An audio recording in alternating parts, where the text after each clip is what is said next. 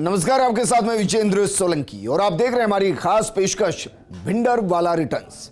Bhindranwale returns इसलिए क्योंकि पंजाब में बीते दिनों जो हुआ उसने एक बार फिर से 80 के दशक के उस भयावह दौर को याद दिला दिया जब भिंडरवाला ने खालिस्तानी मांग के नाम पर देश में गदर मचा दिया था और अब ऐसा ही गदर मचाने की तैयारी कर रहा है उसका अनुयायी अमृतपाल।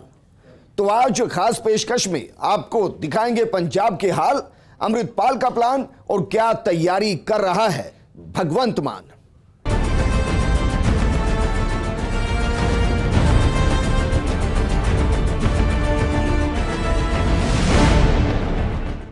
खास पेशकश में सबसे पहली बात पंजाब के हाल की, क्योंकि अमृतसर में खालिस्तान समर्थक अमृतपाल सिंह और उसके समर्थकों ने गुरुवार को लवप्रीत को छुड़ाने के लिए जो तूफान मचाया उसने पंजाब की कानून व्यवस्था को कटघरे में लाकर खड़ा कर दिया। पंजाब में कानून को जिस तरह से मानो ठेंगा दिखाया गया हो उसने इस घटना को सुर्खियों में डाल दिया। एक बार फिर से यह चर्चा होने लगी कि क्या 80 के दशक वाला सीन फिर से रिपीट होगा। क्या अमृतपाल का प्लान नया खालिस्तान शुरू हो गया है? तो क्या अब आपके हाथ से पंजाब फिसलना भी शुरू हो गया है? यह रिपोर्ट देखिए।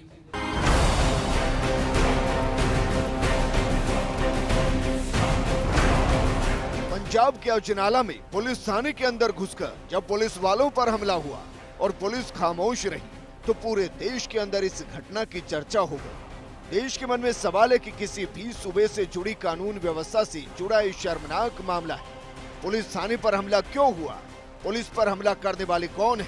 पुलिस ने कार्रवाई क्यों नहीं की? पुलिस थाने पर हमला करने वालों, पुलिस की कार्रवाई और पुलिस अफसरों के बयान से जुड़ी जो बात सामने आई है उससे पता चला है कि पंजाब के अजनाला पुलिस स्टेशन में 16 फरवरी की रात अमृतपाल, लवप्रीत तूफान और 20 समर्थकों पर चमकौर साहिब के रहने वाले रविंदर सिंह को किडनैप कर मारपीट करने के मामले दर्ज किए गए। कार्रवाई करते हुए पुलिस ने गुरदासपुर से लवप्रीत सिंह को गिरफ्तार कर दिया। लवप्रीत सिंह की रिहाई के लिए समर्थकों के साथ अमृतपाल सिंह गुरु ग्रंथ साहिब सुशोभित पालकी साहिब के साथ अजनाला पहुंच गए। पुलिस ने उन्हें रोकने का प्रयास किया तो समर्थकों ने तलवारें लेकर हमला कर दिया। दोपहर 1:15 पर अमृतपाल के समर्थकों के साथ पुलिस स्टेशन पर कब्जा कर लिया गया। 6 बजे तक पुलिस के साथ बातचीत चलती रही। दोपहर 3 बजे के करीब पुलिस बल को 1 घंटे का समय देकर लवप्रीत तूफान की रिहाई की मांग की गई और 16 फरवरी को दर्ज FIR वापस लेने का दबाव भी बनाया गया। 5:30 बजे के करीब पुलिस को झुकना पड़ा। लवप्रीत तूफान की रिहाई के लिए कोर्ट में एप्लीकेशन देने को तैयार हुई। 16 फरवरी को दर्ज FIR रद्द करने के लिए पुलिस SIT बनाने को तैयार हुई। अजनाला पुलिस स्टेशन पर हुए हमले के बाद पंजाब पुलिस सिख प्रचारक अमृतपाल सिंह के आगे झुक गई। पुलिस ने कोर्ट में उसके साथी लवप्रीत तूफान को केस से डिस्चार्ज करने की एप्लीकेशन दायर कर दी, जिसके बाद कोर्ट के आदेशों पर लवप्रीत तूफान दोपहर बाद 3:30 बजे के करीब जेल से बाहर आ गया। ये जो FIR थी ये 16 फरवरी को पंजीकृत हुई थी। 16 फरवरी को ये FIR थाना अजनाला में जो कंप्लेनेंट था वीरेंद्र सिंह, उसके बयान पर यह दर्ज हुई थी। तो काफ़ी संगीन धाराएं लगाई थी। तो FIR दर्ज होने के बाद इसको जो लवप्रीत सिंह है इसको अरेस्ट किया था। तो बाद में अभी उसकी फैमिली ने जो पुलिस के पास जो एप्लीकेशन मूव की ही जो इनोसेंट, तो पुलिस ने उस एप्लीकेशन के ऊपर जो दरखास्त के ऊपर कार्रवाई करते हुए वो ये पाया है कि लवप्रीत सिंह उस टाइम जो अकरेंस हुई है मारपीट की वहाँ नहीं था। तो इसलिए फिर वो जो ही वाज फाउंड इनोसेंट। तो पुलिस ने कोर्ट को दरखास्त की है कि ये हमें और नहीं चाहिए, तो इसको और ज़्यादा जेल में नहीं रखना चाहिए, तो ये बेगुनाह है तो इसको निकाल दिया जाए। कुल है मेरे कोई भी नहीं ਉਹਦੇ ਵਿੱਚ ਹੈਗਾ, ਸਾਰਾ ਕੋਈ ਸਾਰਿਆਂ ਨੂੰ ਪਤਾ ਵਾ ਜੋ ਵੀ ਸਿਸਟਮ ਹੋਇਆ ਦਾ ਵਾ। ਬਾਕੀ ਸੰਗਤਾਂ ਨੇ ਬਹੁਤ ਜ਼ਿਆਦਾ ਦਿੱਤਾ ਵਾ ਜ਼ੋਰ, ਸਾਰਿਆਂ ਦਾ ਧੰਨਵਾਦ। ਸੰਗਤਾਂ ਦਾ ਧੰਨਵਾਦ, ਭਾਈ ਸਾਹਿਬ ਦਾ ਧੰਨਵਾਦ ਪਵੇਗਾ। ਇਹ ਜਿੰਨਾ ਤੱਕ ਗੁਲਾਮੀ ਦੀਆਂ ਜੰਜੀਰਾਂ ਆਪਾਂ ਨਹੀਂ ਮੁਕਤ ਕਰਦੇ ਉਹਨਾਂ ਤੱਕ ਸਾਡੇ ਇਹੋ ਹਾਲ ਹੋਣਾ, ਤਸ਼ੱਦਦ ਵੀ ਹੋਣਾ ਤੇ ਜੇਲ੍ਹਾਂ ਵੀ ਭਰਨੀਆਂ ਪੈਣੀਆਂ। ਮੈਂ ਤੇ ਕਹਾਂਗਾ ਸਿੱਖ ਕੌਮ ਨੂੰ ਇੱਕ ਹੋਣਾ ਚਾਹੀਦਾ ਆ ਤੇ ਸਾਰਿਆਂ ਨੂੰ ਰਲ ਮਿਲ ਕੇ पातशाही दावा कायम करना चाहिए था। गुलामी तो फेर ही आप मुक्त हुए। तूफान को लेने कुछ समर्थक और पारिवारिक सदस्य पहुंचे थे। तूफान ने बाहर आते ही अमृतपाल सिंह को जनरल की उपाधि दी थी। उधर अजनाला में स्थिति को कंट्रोल करने के लिए शुक्रवार सुबह से ही अतिरिक्त पुलिस बल तैनात करके रखा गया, लेकिन सबसे बड़ा सवाल यही है कि पुलिस ने ये सख्ती पहले क्यों नहीं रखी? क्या इंटेलिजेंसी पुलिस को पहले कोई जानकारी नहीं मिली? क्या पंजाब पुलिस वाकई इतनी लापरवाह है या फिर पंजाब पुलिस पर कोई राजनीतिक दबाव बनाया जा रहा है? सवाल पूछ रहे हैं लवदीप के बारे में जो इन्होंने एविडेंस हमें दिए हैं, उस एविडेंस के अकॉर्डिंगली वो वहाँ पे मौके पे नहीं था जी। तो ये कल ही उन्होंने एविडेंस दिए हैं विद द एप्लीकेशन, सो उसी बेस के ऊपर ही is being discharged through honourable court ji. तो बाकी इसके बाद कोई भी सिचुएशन राइज होगी, कुछ भी होगा तो we will inform you accordingly. As for now situation is peaceful और अंडर कंट्रोल। पंजाब पुलिस के बयान से समझिए कि आखिर उस पर कितना बड़ा दबाव है, लेकिन बड़ा सवाल यह है कि इतना बड़ा बवाल होने के बाद भी पंजाब सरकार के मंत्री किस बात का ढिंडोरा पीट रहे हैं। साडी पुलिस ने जेड़ा सियानप भरिया काम किया, उत्थे साडे अफसरां ने, साडे छोटे मुलाजमां, सिपाही, कांस्टेबल, थानेदारां ने, डिप्टी साहबाना ने, एसपी साहबाना ने जेड़ा कल सियानप दे नाल साडा गुरु ग्रंथ साहब, ਅਸੀਂ ਉਹਨੂੰ कभी भी पंजाब ਵਿੱਚ ਆਂਚ नहीं ਆਉਣ ਦੇਵਾਂਗੇ, ਭਾਵੇਂ ਜੋ ਮਰਜ਼ੀ ਹੋ ਜੇ, ਕੁਛ ਵੀ ਕਰਨਾ ਪਵੇ, ਕੁਛ ਵੀ ਸਟੈਂਡ ਲੈਣਾ ਪਵੇ, ਅਸੀਂ ਆਪਣੇ ਗੁਰੂ ਗ੍ਰੰਥ ਸਾਹਿਬ ਜੀ ਦੇ ਕੋਈ ਵੀ ਇਦਾਂ ਦਾ ਕੰਮ ਨਹੀਂ ਕਰਾਂਗੇ ਜਿਹਦੇ ਨਾਲ ਉਹਨੂੰ ਠੇਸ ਪਹੁੰਚੇ, ਉਹਦੇ ਕਿਸੇ ਅੰਗਾਂ ਨੂੰ ਕੋਈ ਬਲਾ ਹੱਥ ਵੀ ਲਾਵੇ। ਇਸ ਕਰਕੇ ਕੱਲ ਸਾਡੇ ਪੁਲਿਸ ਦੇ ਜਵਾਨਾਂ ਨੇ, ਮੈਂ ਉਹਨਾਂ ਨੂੰ ਸਲੂਟ ਕਰਦਾ ਕਿ ਉਹਨਾਂ ਨੇ ਸਾਡੇ ਗੁਰੂ ਦੀ ਮਤਲਬ ਸ਼ਾਨ ਦੇ ਵਿੱਚ ਮਾਸਾ ਵੀ ਕਿਤੇ ਆਂਚ ਨਹੀਂ ਆਉਣ ਦਿੱਤੀ। ਹਰ ਤਰ੍ਹਾਂ ਉਹਨਾਂ ਸਥਿਤੀ ਨੂੰ ਕੰਟਰੋਲ ਕੀਤਾ, ਕੋਈ ਸੋਟਾ ਨਹੀਂ ਵਰਤਿਆ, ਕੋਈ ਕਿਤੇ ਇੱਟ ਰੋੜਾ, ਕੋਈ ਲਾਠੀ ਚਾਰਜ ਕੁਛ ਨਹੀਂ ਕੀਤਾ। ਇਸ ਕਰਕੇ ਜੇ ਕੋਈ ਧੱਕਾ ਮੁੱਕੀ ਦੇ ਵਿੱਚ ਕੁਛ ਉੱਦਾਂ ਸਾਡੇ ਮੁਲਾਜ਼ਮ ਜ਼ਖਮੀ ਹੋਏ ਆ, ਅਸੀਂ ਨਾਲ ਆ, ਸਰਕਾਰ ਉਹਨਾਂ ਦੇ ਨਾਲ ਆ, ਕੋਈ ਇੱਦਾਂ ਦੀ ਗੱਲ ਨਹੀਂ। ਵਕਤ ਦੇ ਨਾਲ, ਸਮੇਂ ਦੇ ਨਾਲ ਇਹ ਚੀਜ਼ਾਂ ਦੀ ਲੋਕਾਂ ਨੂੰ ਸਮਝ ਲੱਗੂਗੀ। ਕੱਲ ਜੋ ਕੁਝ ਹੋਇਆ ਉਹ ਸਭ ਨੂੰ ਸਹਿ ਸਮਝ ਲੱਗ ਜਾਣੀ ਵੀ ਕਿਉਂ ਹੋਇਆ। ਸੋ ਬਸ ਮੈਂ ਅਖੀਰ ਦੇ ਵਿੱਚ ਫਿਰ ਤੁਹਾਨੂੰ ਇਹ ਕਹਿਣਾ ਚਾਹੁੰਦਾ ਕਿ ਪੂਰੇ ਪੰਜਾਬੀਆਂ ਦਾ, ਦੁਨੀਆ ਭਰ ਦੇ, ਤੁਸੀਂ ਦੇਖਿਆ ਕਿੰਨਿਆਂ ਦੇਸ਼ਾਂ ਤੋਂ ਲੋਕ ਆਏ ਇੱਥੇ, ਇਹ ਆਉਂਦੇ ਨਹੀਂ ਭਗਵੰਤ ਮਾਨ ਕਰਕੇ ਆਏ ਆ। ਅੱਜ ਜੇ ਐਡਾ ਵੱਡਾ 2 ਦਿਨ 'ਚ ਫੰਕਸ਼ਨ ਹੋਇਆ, ਭਗਵੰਤ ਮਾਨ ਜੀ ਕਰਕੇ ਹੋਇਆ। ਸੋ ਮੈਂ ਫਿਰ ਤੁਹਾਨੂੰ ਕਹਿਣਾ ਚਾਹੁੰਦਾ ਕਿ ਪੂਰੇ ਪੰਜਾਬੀ ਭਗਵੰਤ ਮਾਨ ਤੇ ਭਰੋਸਾ ਕਰਦੇ ਆ। ਭਗਵੰਤ ਮਾਨ ਜੀ ਪੰਜਾਬ ਦੀ ਅਮਨ ਕਾਨੂੰਨ ਦੀ ਸਥਿਤੀ ਨੂੰ ਖਰਾਬ ਨਹੀਂ ਹੋਣ ਦੇਣਗੇ। ਕਿ ਮੇਰੀ ਬੇਨਤੀ ਹੈ ਸਾਰੀਆਂ ਸਿੱਖ ਸੰਸਥਾਵਾਂ ਨੂੰ, ਅਸੀਂ ਵੀ ਸਿੱਖਾਂ ਦੇ ਬੱਚੇ ਆ ਯਾਰ, ਕਿਤੇ ਵੀ ਧਰਨੇ ਮੁਜ਼ਾਹਰਿਆਂ ਤੇ ਵੱਲੋਂ ਜਿਹੜਾ ਉਹ ਮਤਲਬ ਇਦਾਂ ਨਹੀਂ ਕਰਨਾ ਚਾਹੀਦਾ। ਸੋ ਜੋ ਕੁਝ ਹੋਇਆ ਸਰ, ਸਭ ਕੁਝ ਗੁਰੂ ਗ੍ਰੰਥ ਸਾਹਿਬ ਜੀ ਸਰ ਮੈਂ ਕਹੀ ਜਾਂਦਾ ਯਾਰ, ਤੁਸੀਂ ਪਰਚਿਆਂ ਦੀ ਗੱਲ ਕਰਨ ਦੇ, ਸਿੱਟ ਬਣੀ ਉੱਥੇ ਤੁਹਾਡੇ ਸਾਹਮਣੇ, ਸਿੱਟ ਬਣੀ ਨਹੀਂ, ਸਿੱਟ ਬਣੀ ਸਰ ਜੀ, ਸਿੱਟ ਬਣੀ। ਉਹ ਸਾਡੀ ਵੇਟ ਤੇ ਕਰੋ, ਵੇਟ ਕਰੋ ਸਰ,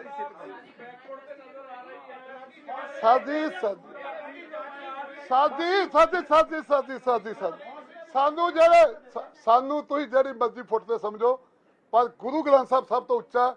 गुरु ग्रंथ साहब की आन ते शान कोई ढेर नहीं पहुंचता। बस अब अजनाला में एंटी रॉयड पुलिस बल तैनात कर दिया गया। गुरुवार के मुकाबले अधिक पुलिस बल मौजूद है ताकि गुरुवार वाली घटना दोबारा ना हो सके। पुलिस का कहना है कि स्थिति कंट्रोल में है और उसे कंट्रोल में रखा भी जाएगा, लेकिन सवाल यही है कि आखिर क्यों इतने बड़े बवाल होने के बाद भी कोई कार्रवाई नहीं की गई, और क्या वाकई एक बार फिर से 80 के दशक वाली कहानी को दोहराया जा रहा है। Bureau report, first India news.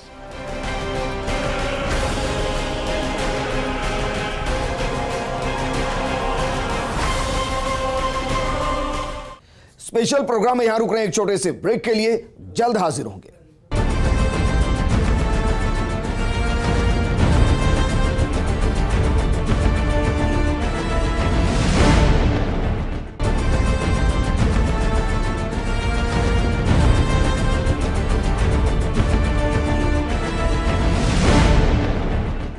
Amritpal Singh ये वो नाम है जो पंजाब के लिए नया खतरा बनकर सामने आया है। खालिस्तानी ताकतों को यह शख्स एकजुट करने में लगा है।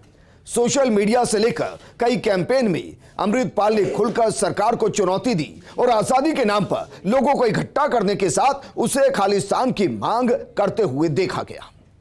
लेकिन इन सब के बीच सबसे बड़ा सवाल यह है कि आखिर एक 12वीं पास 29 साल का अमृतपाल सिंह कैसे पंजाब पुलिस को मजबूर कर रहा है, कैसे उसने भारत लौटने के बाद संगठन को इतनी हवा दे दी। यह रिपोर्ट देखिए।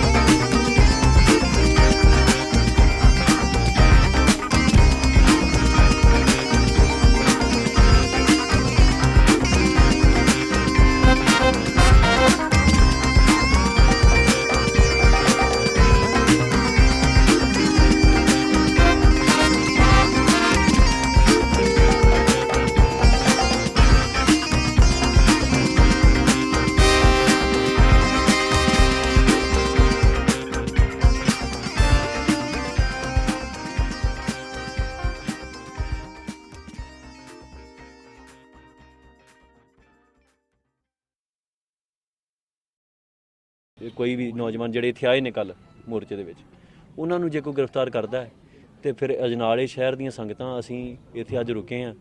ਸੰਗਤਾਂ ਦਾ ਇਕੱਠ ਤੁਸੀਂ ਵੇਖ ਰਹੇ ਜੋ ਤੇ ਇਹ ਪ੍ਰਸ਼ਾਸਨ ਨੂੰ ਵੀ ਚਾਹੀਦਾ ਵੀ ਅਮਨ ਅਮਾਨ ਤਾਂ ਕਾਇਮ ਰਹਿਣਾ ਹੈ ਔਰ ਸੈਂਟਰ ਕੋਲੇ ਮੌਕਾ ਹੈ ਪੰਜਾਬ ਦੀ ਸਰਕਾਰ ਨੂੰ ਬਦਨਾਮ ਕਰਨ ਦਾ। ਪੰਜਾਬ ਦੀ ਸਰਕਾਰ ਕੋਲੇ ਮੌਕਾ ਹੈ ਚੀਜ਼ਾਂ ਨੂੰ ਠੀਕ ਕਰਨ ਦਾ। ਅਸੀਂ ਕਿਸੇ ਦੇ ਹੱਥ ਟੋਕੇ ਨਹੀਂ ਬਣਨਾ ਚਾਹੁੰਦੇ, ਨਾ ਸੈਂਟਰ ਦੇ ਨਾ ਪੰਜਾਬ ਦੇ, ਨਾ ਪੋਲੀਟੀਕਲ ਸਿਸਟਮ 'ਚ ਆਉਣਾ, ਨਾ ਰਾਜਨੀਤੀ ਵਾਲੀ ਖੇਡ ਖੇਡਣੀ ਹੈ, ना वोटा मंगनियां। सो इस करके मेरे तो इनसिक्योर होने की लोड़ नहीं। अमृतपाल सिंह ने सिखों के हितों का बहाना करते हुए खालिस्तान की मांग को जायज ठहराया। सोशल मीडिया पर भी वो दिन भर ट्रेंड करता रहा। उसने साफ कह दिया कि पंजाब को खालिस्तान बनाने की मांग आगे भी जारी रहेगी। भी तुसी जिहड़ी लोकां दी आवाज़ है, जिहड़ी सिखां दी भावना है, उन्होंने सप्रेस ना करो, उन्होंने सुनो, ਉਹਦੇ ਅੱਗੇ ਸਟਰੋਂਗ ਆਰਗੂਮੈਂਟ ਰੱਖੋ। ਇਹ ਆਰਗੂਮੈਂਟ ਦਾ ਸਮਾਂ ਹੈ, ਆਪਾਂ ਡਾਇਲੌਗ ਦੇ ਯੁੱਗ 'ਚ ਜੀ ਰਹੇ ਹਾਂ। ਮੈਂ ਕਹਿੰਦਾ ਓਪਨ ਇਨਵੀਟੇਸ਼ਨ ਹੈ ਨੈਸ਼ਨਲ ਮੀਡੀਆ ਨੂੰ ਤੇ ਇੰਟਰਨੈਸ਼ਨਲ ਮੀਡੀਆ ਨੂੰ, ਦੁਨੀਆ ਭਰ ਦੇ ਸਕਾਲਰਸ ਨੂੰ ਓਪਨ ਇਨਵੀਟੇਸ਼ਨ ਹੈ। ਜਿਹੜਾ ਜਿੱਥੋਂ ਆਉਣਾ ਚਾਹੁੰਦਾ ਆ ਸਕਦਾ, ਮੋਸਟ ਵੈਲਕਮ ਹੈ। ਕੋਈ ਸੇਫਟੀ ਦਾ ਉਹਨਾਂ ਨੂੰ ਪ੍ਰੋਬਲਮ ਨਹੀਂ ਹੋਊਗੀ। ਅਸੀਂ ਮੇਕ ਸ਼ੋਰ ਕਰਾਂਗੇ ਉਹਨਾਂ ਦੀ ਸਾਰਿਆਂ ਦੀ ਸੇਫਟੀ। ਆਉਣ, ਆ ਕੇ ਡਾਇਲੌਗ ਕਰਨ। ਅਸੀਂ ਇਹ ਗੱਲ ਦੁਨੀਆ ਪੱਧਰ ਦੇ ਉੱਤੇ ਕਹਿਣਾ ਚਾਹੁੰਦੇ ਹਾਂ ਵੀ ਜਿਹੜੀ ਸੈਲਫ ਡਿਟਰਮੀਨੇਸ਼ਨ ਹੈ ਇਹ ਮਨੁੱਖ ਦਾ ਬਰਥ ਰਾਈਟ ਹੈ। ਔਰ ਜੇ ਇਹ ਸਾਡਾ ਰਾਈਟ ਸਿੱਖਾਂ ਦਾ ਹੈ, ਰਾਜ ਦਾ ਜਿਹੜਾ ਸੁਪਨਾ ਹੈ, ਸਾਡਾ ਖਾਲਿਸਤਾਨ ਦਾ ਜਿਹੜਾ ਏਮ ਹੈ, ਉਹਨੂੰ ਈਵਲ ਤੇ ਉਹਨੂੰ ਤੈਬੂ ਨਾ ਬਣਾਇਆ ਜਾਵੇ।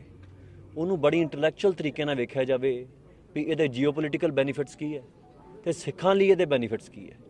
ਸਿੱਖਾਂ ਦੀ ਸਰਵਾਈਵਲ ਲਈ, ਪੰਜਾਬ ਦੇ ਭਵਿੱਖ ਲਈ ਇਹ ਕਿਉਂ ਜ਼ਰੂਰੀ ਹੈ।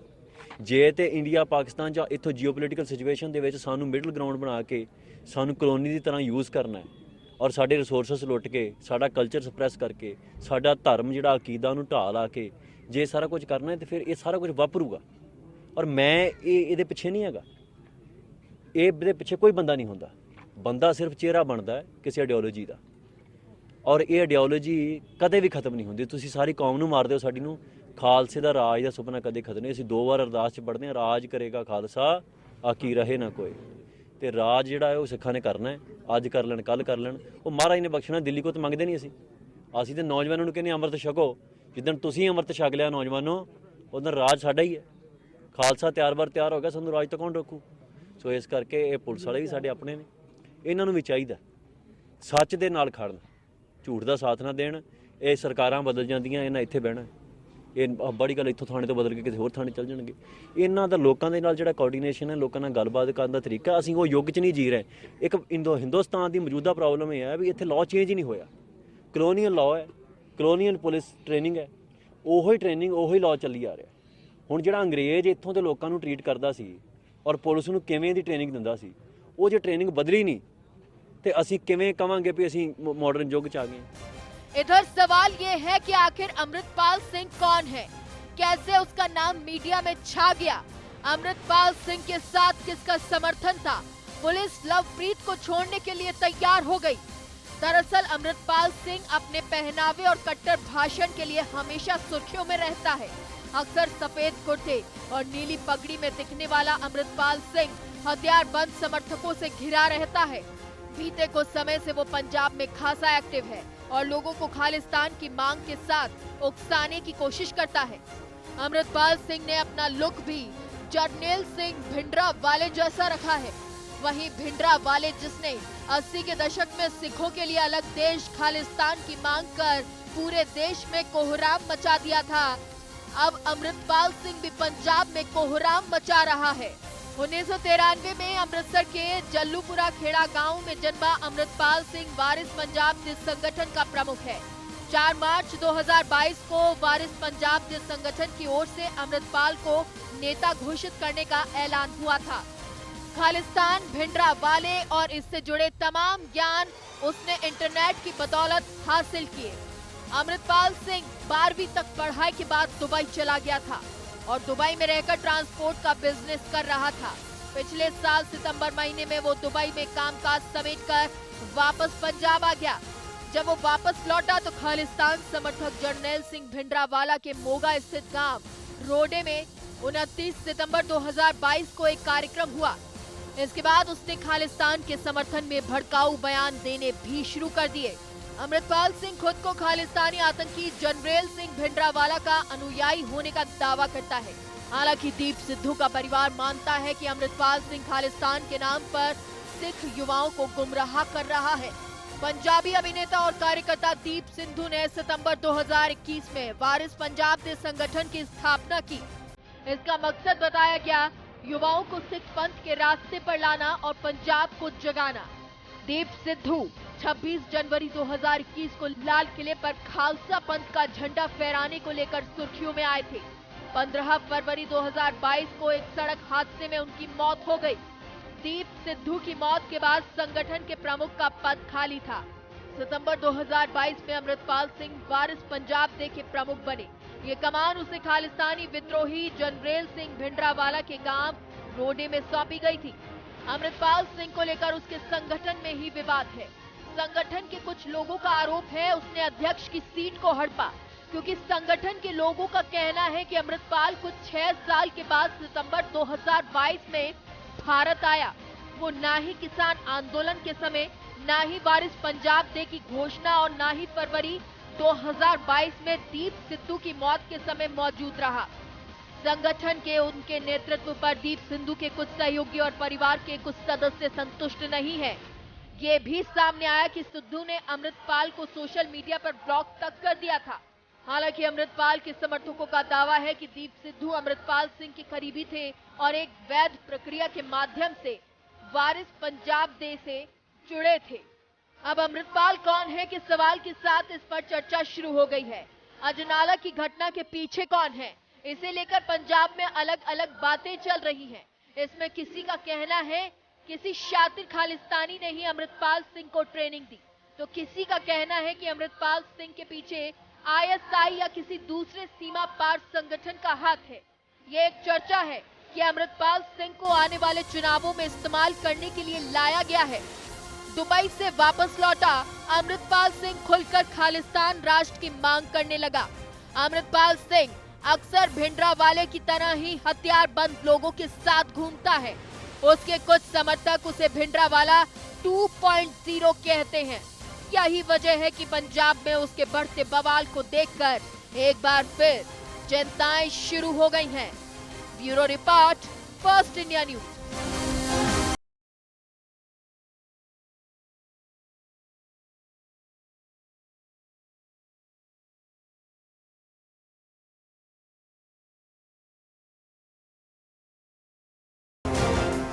इस प्रोग्राम में फिलहाल इतना ही, लेकिन आप बने रहिए फर्स्ट इंडिया न्यूज के साथ। नमस्कार।